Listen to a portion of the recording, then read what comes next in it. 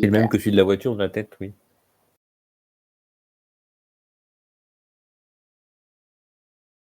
Ah bah encore vous. Tu te souviens maintenant. Qu'est-ce que vous faites là?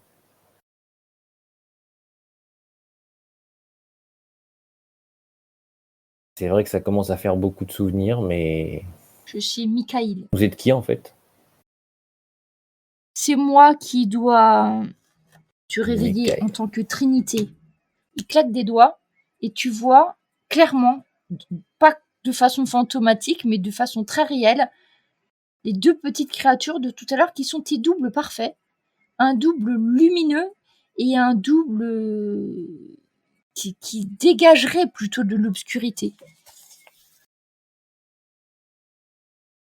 Il est temps pour toi de te souvenir de qui tu es. Et il faut que je lie ces deux-là à toi. Tu vois, il sort son épée face à toi. Alors, c'est une épée qui fait plus de 2 mètres. Hein, donc, si tu veux, je sais pas si t'étais encore habillé ou en manteau, je sais pas.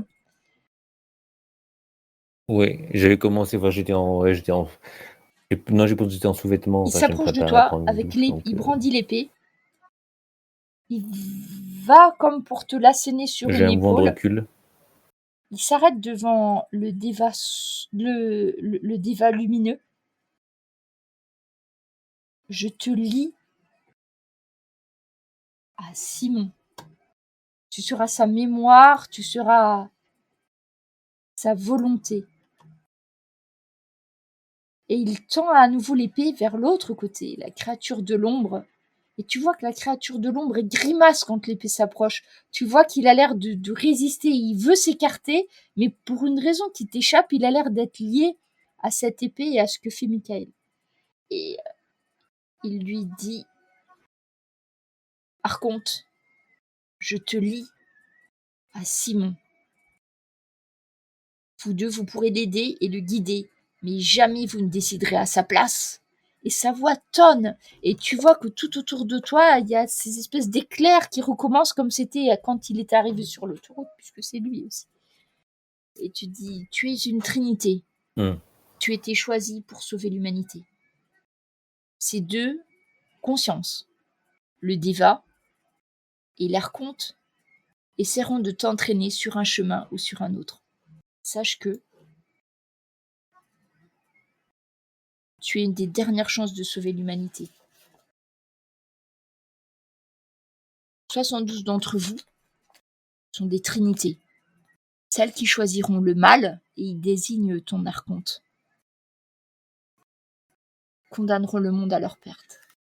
Ceux qui choisiront le Deva sont les seuls à pouvoir sauver le monde. Et quand il s'approche, à nouveau, tu as une espèce de flash un petit peu étrange. Tu vois une sorte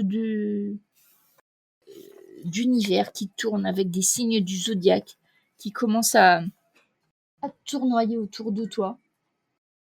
Tu entends toujours la voix de Michael qui commente en fait tout ce que tu vois. Et il t'explique. Alors, laisse-moi juste retrouver mes images. Tu vois apparaître ce qui pour toi ressemble à des anges, peut-être. Au commencement étaient les Elohim, 12 êtres primordiaux. Tu vois les signes du zodiaque qui apparaissent et chacun des anges de pierre va se mettre devant un de ces signes. Nés pour créer, les Elohim façonnèrent un jardin-monde qu'ils appelèrent Éden. Pour soutenir ce jardin, ils l'appuyèrent sur 72 piliers, les arbres fondations. Et puis de leurs mains, ils créèrent les Adam, des hommes, des femmes et toutes les créatures. Mais comme dans toutes les familles, les Elohim ne se mirent pas d'accord sur tout. Deux s'opposèrent sur un point fondamental. Elohim Sophia et Elohim Samaël, les Gémeaux, s'interrogent sur la nature des Adam. Elohim Sophia voit des êtres sages et raisonnés. Alors que Elohim Samaël ne voit que leur méchanceté et leurs défauts. Afin de déterminer lequel des deux est dans le vrai, Elohim Sophia convoque les Devas, esprits de lumière. Et Elohim Samaël fait de même, avec les archontes. Tu entends ça, mais tu le sais, tu l'as toujours su. Effectivement, c'est... Oui, Les trinités, ça fait partie de ton histoire. Un couple de chacun de ces êtres, le Déva et l'Archonte, a été confié à chaque Adam pour l'observer et le chroniquer. Mais malheureusement, les Dévas et les Archontes se sont mis en compétition. Et les Archontes ont décidé de ne plus être des observateurs. Les esprits des ténèbres ont ourdi un plan infernal. 72 d'entre eux, les plus vils, les plus subtils, influencent les Adams à l'insu du Déva. Ils leur soufflent la colère, la violence, la rage. Et le jour venu, ces Adams s'attaquent aux 72 arbres fondations et font s'écrouler l'Éden en provoquant un déluge qui anéantit toute vie. Dans les vestiges d'Éden, ce monde qu'on appelle la Terre, les Elohim se réunissent pour juger les coupables, les Gémeaux, et les enferment dans le labyrinthe, une prison à l'échelle des dieux. L'un des Gémeaux doit périr pour le crime, mais lequel ? Les Elohim décident de laisser le choix du Gémeau à épargner entre les mains des Adams. Ils ressuscitent les 72. Ils ressuscitent tous les Adams. Et à nouveau, les unissent à leur Archonte et à leur Déva. Ce sont les Trinités. Un décompte de 10 milléniums est entamé.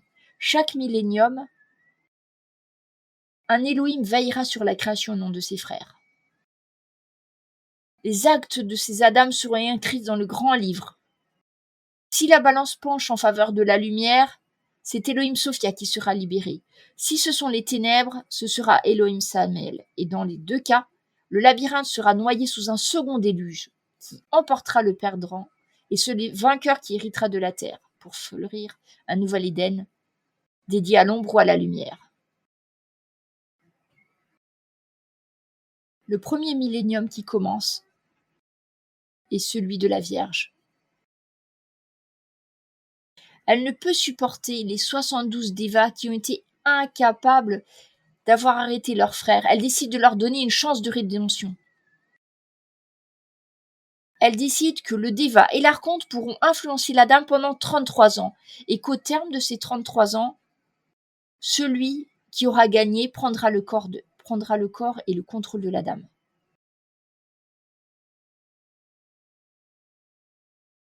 Pour éviter que les autres Elohim n'interfèrent avec ce dispositif, la Vierge convoque les épées de feu.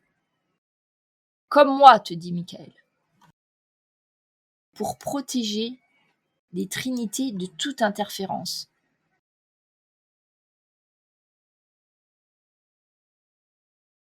Quand vint le millénium du Sagittaire, l'acte de la Vierge est découvert. Craignant que les actes des trinités ne se reproduisent sur Terre et qu'à nouveau il y ait la chute d'Éden, le Sagittaire décide de détruire les trinités choisies par la Vierge. Sauf que tous les Adams meurent, sauf les 72 trinités de la Vierge. C'est pour cela que maintenant, il y a 72 trinités parmi des hommes qui ne sont pas conscients de Déva et d'Archonte. Jusqu'à maintenant, seuls les Adams qui ont écouté leurs Archontes 10 fois font pencher l'histoire du monde vers le mal. Mais aucune trinité n'a réussi à pencher du côté des Dévas. Il n'existe pas de trinité qui ont choisi 10 fois le bien. Et toi, Simon, tu as été choisi parce que tu as choisi 5 fois le bien et 5 fois le mal.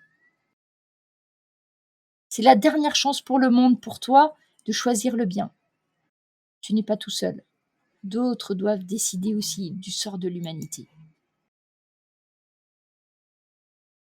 Toujours à côté de ta salle de bain, il vient de te raconter des trucs super ésotériques, tu sais pas trop ce qu'il raconte, et tu commences à te demander ce qu'il a fumé, ou ce qu'il a bu, ce qu'il y avait dans le café, tu regardes, et tout d'un coup, il sort une épée du néant.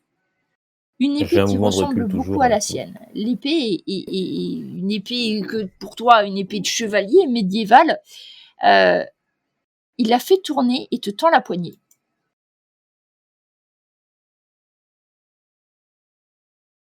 C'est pour Il moi. faut que tu aies ton arme pour te défendre. Bien sûr, les trinités, comme toi, pourront t'aider. Il faudra juste que tu les trouves, mais tu ne seras pas tout seul. Sache que certains se sont déjà éveillés au mal. Certains parmi les 72 ont déjà choisi le mauvais côté. Charge à toi et à tes amis de les combattre. S'ils meurent et que vous êtes suffisamment à être du côté du bien, l'histoire du monde pourra continuer. Tu vois, la lame est changeante et je te laisse le choix. En fait, la lame que tu vas choisir peut être soit enflammée et pendant les combats, c'est une lame que tu peux appeler. C'est une lame immatérielle jusqu'à ce que tu décides qu'il en soit autrement. À tout moment, tu peux décider de la faire venir à toi. C'est ce que t'explique Michael. Quand tu décides que ta lame vient, elle vient à ta main. Qui est plutôt pratique à cacher parce qu'une lame de 2 mètres dans le monde actuel, comment dire qu'en l'an 2000, ça passe. Voilà, dans certaines conventions, ça passe. Certains grandeurs nature, ça passe. Mais bon. Ouais.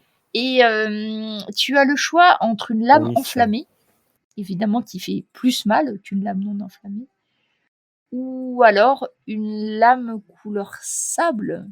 Et quand tu la tiens à la main, un cercle de feu s'élève autour de toi et toutes les personnes qui te veulent du mal à porter subissent des dégâts.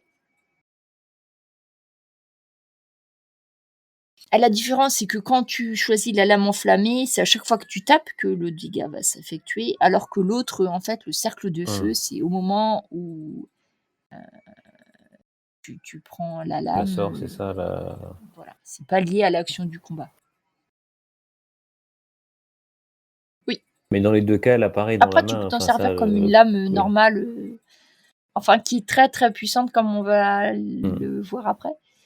Mais là, par contre, le choix t'appartient entre la lame qui sale. En fait, bon, on joue un peu à DD, hein, d'accord, on est d'accord. Entre le sort ponctuel ou le sort de zone, hein. C'est ça. J'essaie de réfléchir qu'est-ce qui correspond le mieux à Simon, mais par rapport à Gilgamesh, on va dire c'est plutôt sur le combat, la première, il y a je des pense. chances que ça soit plutôt ça.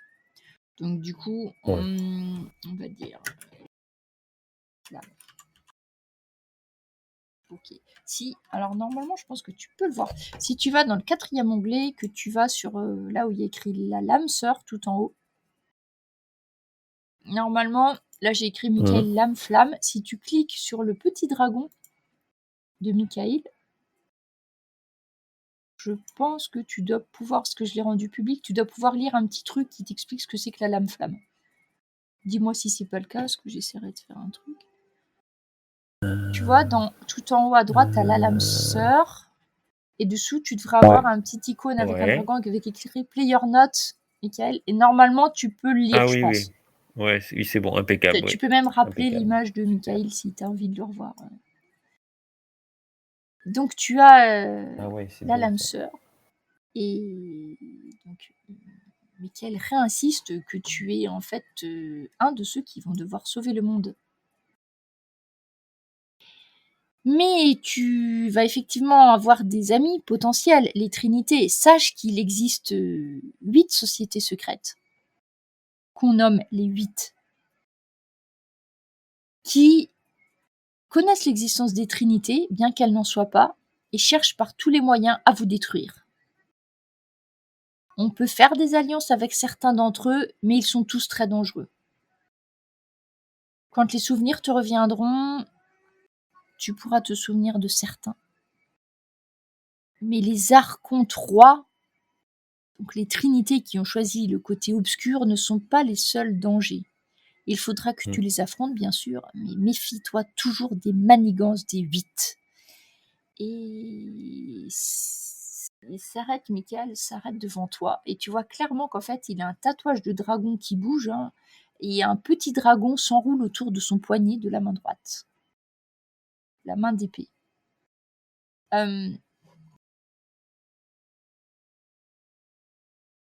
As-tu des questions maintenant que tu es éveillée, Trinité?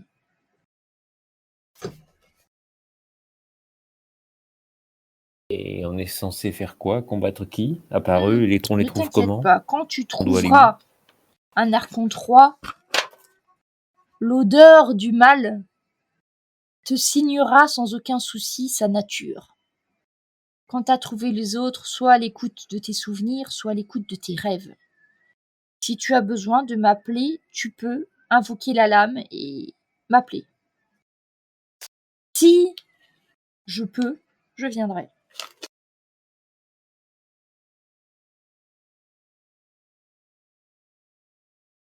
Et les autres trinités, ils ont aussi une lame comme ça? Si tu te retrouves en présence d'une autre trinité, tu la reconnaîtras sans aucun souci, tu sauras. L'écho de ton âme se rencontrera dans l'écho de l'autre et tu le sauras.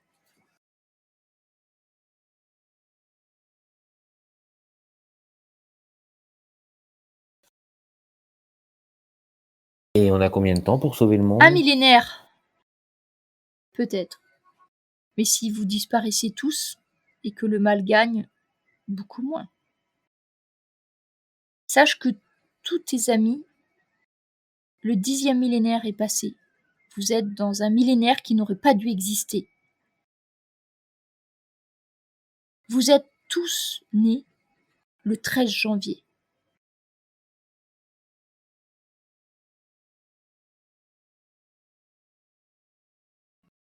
Vous avez Donc tous le même âge. On a tous le même âge. Ok, donc ça peut. Si je les reconnais à leur odeur, ça va. Tu ressentiras leur karma. Quand la mémoire te reviendra, tu pourras faire appel au verset du grand livre ou à ton aura, l'aura de la balance. Mais laisse donc tes souvenirs se réveiller, cela viendra. Plus les jours passeront, plus tes souvenirs reviendront. Tu resteras toujours Simon, mais parfois, les souvenirs de ceux que tu as été pourront t'aider à vaincre les archons 3 ou les autres ennemis que tu ne manqueras pas de te faire.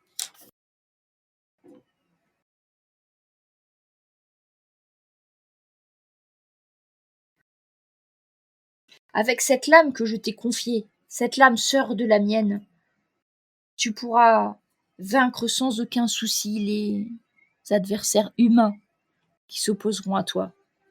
Sache que c'est la seule lame qui puisse blesser une autre trinité, mais surtout un autre archon 3.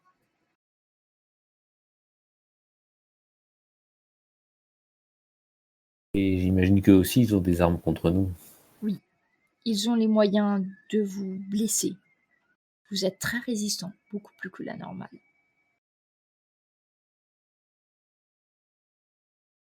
Et il faut se méfier des 8 aussi, qui possèdent des pouvoirs parfois mystiques et qui ont beaucoup trop de connaissances sur les trinités. Eux aussi peuvent vous blesser.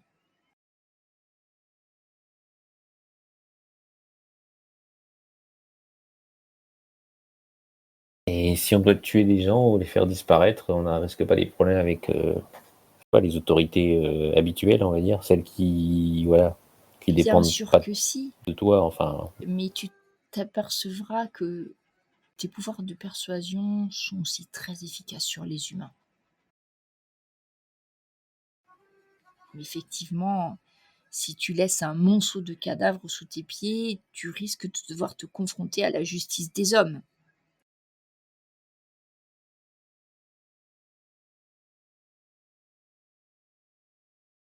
Ok. Bon, ben, il y a du boulot si j'ai bien compris. Si tu n'as plus besoin de moi, je vais te laisser te reposer. Médite sur ce que je t'ai dit. Oh. Tes Oui, je pense souvenirs que te j'ai besoin de me reviendront. reposer. Ça, Et je tu suis d'accord. découvriras que tu es capable de beaucoup plus de choses que tu n'as jamais cru l'être, Simon. Ou devrais dire Gilgamesh pour ce soir. Et la silhouette de Michael commence à se dissiper. Et dans un grand coup de tonnerre et d'odeur de brûlé, Michael disparaît. La lame est toujours à ta main. étonnamment, elle est légère alors que c'est bien Je une la belle soupèse. arme de chevalier. En Hum. plus, elle est vraiment ouvragée sur la dessinée sur la lame en filigrane tout autour de la garde. Tu vois la silhouette d'un dragon qui est maintenant incrustée en or sur la poignée de ta lame. J'appuie le bout de la lame sur le verre à Alors, je dents pour pense que voir ce qui se le verre à passe. dents, sous la pression, risque de se briser, hein. De façon assez nette. Et t'as pas du tout forcé. Enfin, voilà. Franchement, c'est très efficace cette lame, hein. Sans forcer, très très efficace. Ah ouais, quand même. J'essaie de voir si. J'ai vu, je sais comment il m'a dit pour la faire En fait, disparaître, donc j'essaie de voir si en me concentrant, je peux le la faire plus simple disparaître. pour toi, c'est tu la plantes dans le sol. Tu souhaites qu'elle soit plus là. Effectivement, la lame disparaît. Sans trou dans le sol, hein, je précise à ce moment-là. Bon. Et au moment où Et tu j'essaie maintenant de penses la en faire fait réapparaître. que tu visualises la lame à ta main, tu penses juste qu'il faut que tu aies une lame et instantanément la lame apparaît. Alors, juste une petite chose de façon jeu pour faire. Tu es, comme tu vas le découvrir, un adepte du grand livre que tu ne maîtrises pas encore du tout, du tout. D'accord. Mais on va y travailler ça. là dans la suite.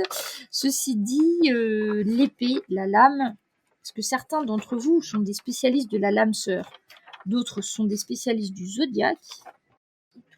Le grand livre. Alors, la lame sœur, je veux juste dire. Quand ta lame apparaît à ta main, tu entends un chant de guerre. Les tambours de ton souvenir qui résonnent. Et t'as l'impression que c'est un chant de guerre qui résonne dans tout le quartier.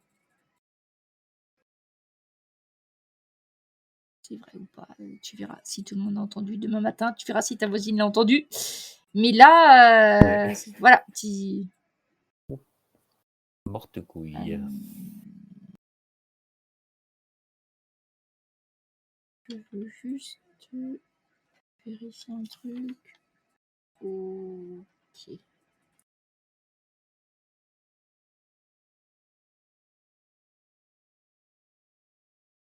Faire venir ta lame, normalement, t'as juste besoin d'avoir du karma lumière.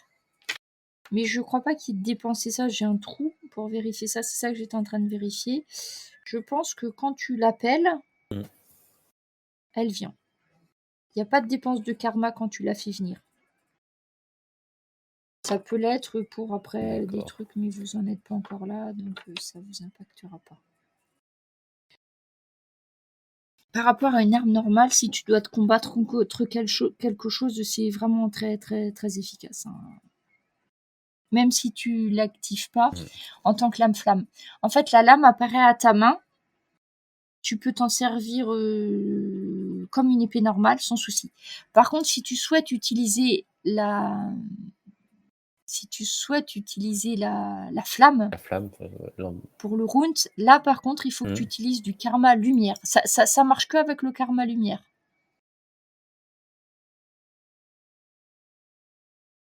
Et dans ce cas-là, vu que c'est pas ton truc, que je te dise pas de bêtises, normalement c'est 2 points de karma lumière.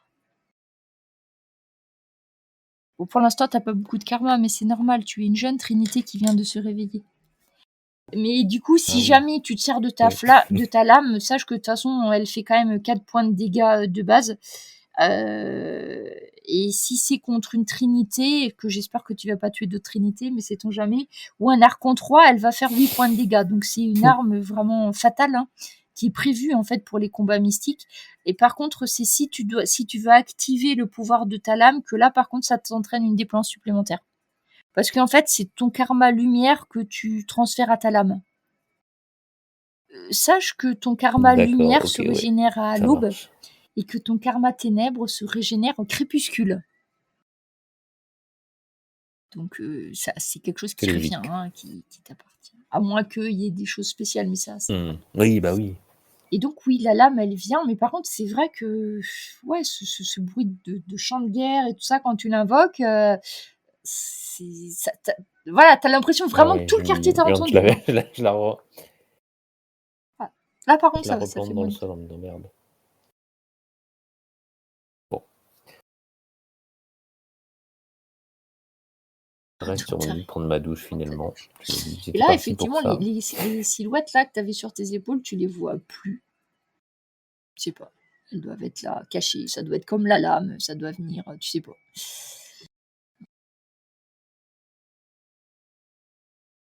Je me dis qu'une bonne nuit de sommeil, mais aussi la nuit bien raccourcie, peut-être me donnera un peu plus d'énergie pour comprendre tout ça. Donc après ma douche, je vais me coucher. Je fais quand même un tour, je vais quand même, je vais quand même voir.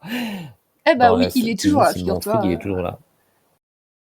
D'ailleurs, il t'en a même pas reparlé, Bon, Michael. donc je Il le remets t'avait à dit que sa c'était un place. cadeau d'anniversaire. Tu supposes qu'il est resté là-dessus Oui. parce que. Je me dis, ouais, je reste encore un peu Simon sur les bords, donc garde le fric, Alors, on les verra billets demain sont même pas s'il a marqués. disparu demain. Et il doit être, Et je sais après, pas, je vais me coucher. 2h30, 3h. Ouais, c'est ça, quelque chose comme ça. Donc j'ai pas nécessairement dépêché, un peu perturbé par tout ça quand même. Il s'est mis en Z aussi, tu vois, Simon il s'est endormi aussi.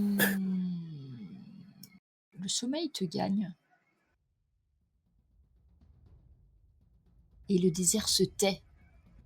Tu revois la mort du chef de tribu. Le ciel devient noir tout autour de toi. Et le vent s'inverse. Le vent qui soufflait dans ton dos, maintenant tu le prends en pleine face.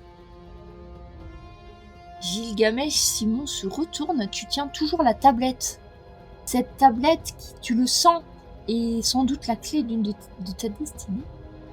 Et tu vois une silhouette qui arrive, qui fend la troupe de tes soldats en les faisant s'écarter, malgré les lames, les guerriers pleins de sang. L'homme arrive près de toi, nimbé d'une espèce de lumière froide. Il porte une couronne, mais il est habillé de façon étrange, avec une espèce de cape, pas du tout comme un guerrier. Il est habillé comme un... Je sais pas, t'as du mal à savoir, parce que vous êtes essentiellement des guerriers ou des fermiers. Il n'y a pas vraiment de choses intermédiaires. Tu dirais peut-être un prêtre. L'homme s'approche de toi. Et quand il parle d'une voix très basse. Comme si vous n'étiez plus que deux sur ce champ de bataille. Tu as conquis l'objet, Gilgamesh, mais tu ne peux le lire. Chaque ligne est une clé. Chaque signe est un piège. Je peux t'apprendre à les lire, mais tu devras plier le genou, me reconnaître comme suzerain dans les choses cachées. Je te laisserai le règne sur les villes, mais je garderai le pouvoir sur les noms. Et ensemble, nous bâtirons. Tu as la tablette dans tes mains. Tu regardes cet homme, ce magicien, c'est forcément ça.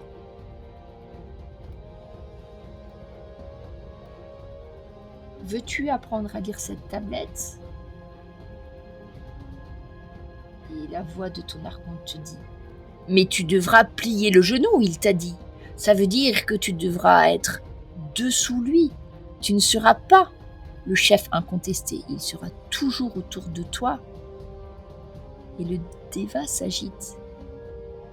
Oui, Gilgamesh, mais pense au pouvoir de cette tablette. Tu pourrais enfin savoir ce qui est écrit. Tu pourrais enfin comprendre ces mots, ces lignes. Elle contient le nom des dieux, elle contient la langue des étoiles, elle contient le chant du temps avant les fleuves. Et toi, Gilgamesh, peut-être plus tard Simon, Le choix t'appartient.